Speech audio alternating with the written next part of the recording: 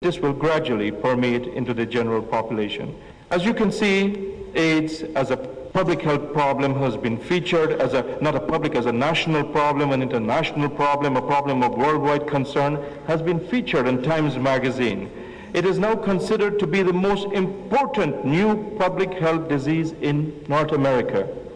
Because of the progressive and relentless epidemic, there is every fear that the disease, with all its frightening implications, might gradually spread to the general population.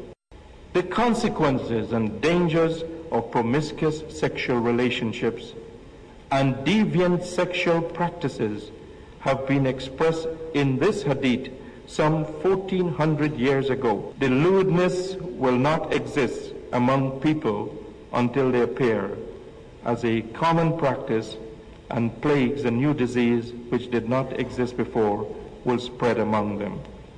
The word lewdness encompasses adultery, fornication, I'm told, homosexuality, bestiality, and all other sexual perversions. And it is not wide-stretched of any imagination that we should not consider herpes and AIDS as clear examples of new diseases, and indeed, at the present time, new diseases for which we have no cure. Thank you very much. The Quran on Scientific Facts and Discovery. Dr. Gerald C. Goeringer. Dr. Gerald C. Goeringer is Course Director and Associate Professor of Medical Embryology at the Department of Cell Biology, School of Medicine, Georgetown University, Washington, D.C., USA. Former winner of 1989 the Golden Apple Award. Gerald C. Goeringer's Ph.D. is in anatomy and cell biology. The final speaker from amongst these world-renowned scientists will now tell us, as all the others have, that the scientific knowledge that was only available to mankind in the last century or so is in complete harmony with the Quran. Mr. Chairman, eminent scholars, colleagues, friends, ladies and gentlemen, I'm delighted and honored to have this opportunity to be here before you and share some of these magnificent experiences with you. In this paper this morning, we attempt to briefly outline some of the milestones in the history of embryology by way of setting the stage for the analyses of most of the other speakers who will follow. Regarding many of the points we emphasize, you will recognize pertinent passages in the Holy Quran. Let us commence with a fundamental question of biological science, a question that has commanded the attention of scholars and scientists from the earliest recorded history through today. It is a question that is also documented in the Holy Quran. Simply put, it is, how does man develop? This question rings through the centuries, and the record of our attempts to answer it comprise much of the history of science in general.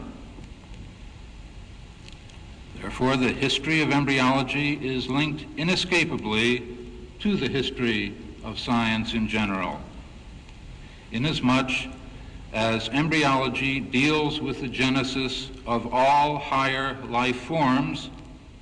It is also closely related to the historical development of philosophical thought.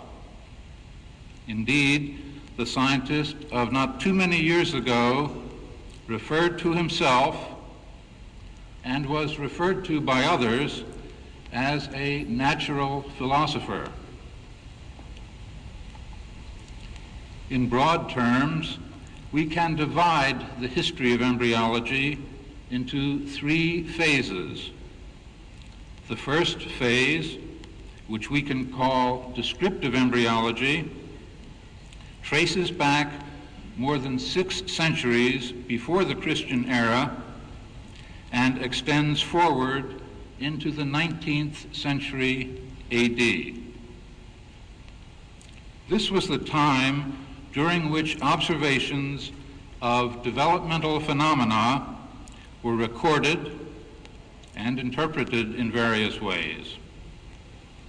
Some of the earliest records survive from the 4th, 5th, and 6th dynasties in ancient Egypt.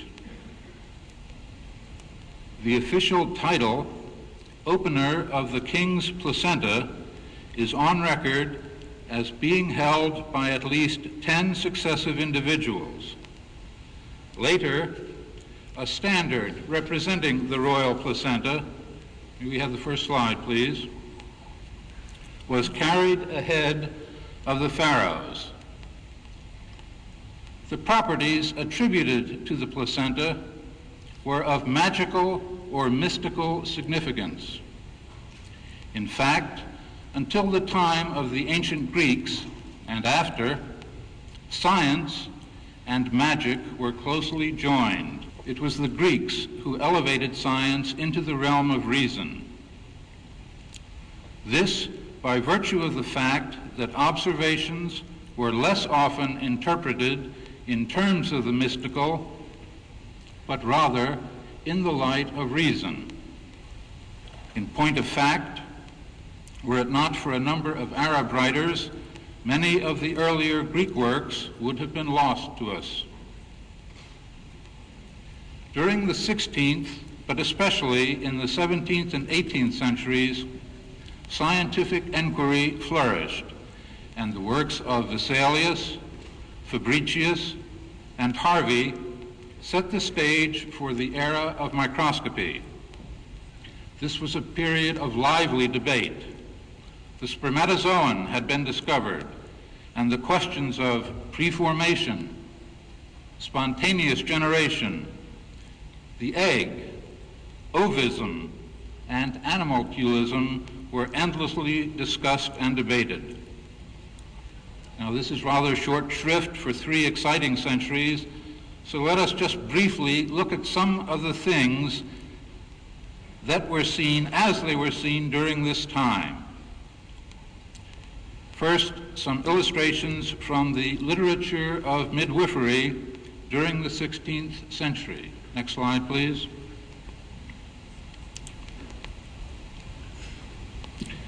Showing how from a coagulum of blood, in the upper left, and seed, a fetus develops. It can be traced down through to the lower right, where in the imagination of the author of this work, from this blood clot, a human fetus actually arose. Menstrual blood was commonly thought to give rise to the embryo during this time. Before discussing the rise of experimental embryology, let's turn for a brief moment to the instrument that capped the progress of descriptive embryology and which is used just as frequently today, albeit in somewhat more sophisticated form, the microscope. Next slide, please. This 17th century development led to the publication by Ham and van Leeuwenhoek of the announcement of the discovery of spermatozoa. Next slide, please. Published in the Philosophical Transactions of the Royal Society. This is 1677. Illustrations of human spermatozoa, published in 1701, next slide please, are seen here, grouped among illustrations of sheep sperm. What marvelous times these were. What controversies and arguments raged over observations made and or imagined.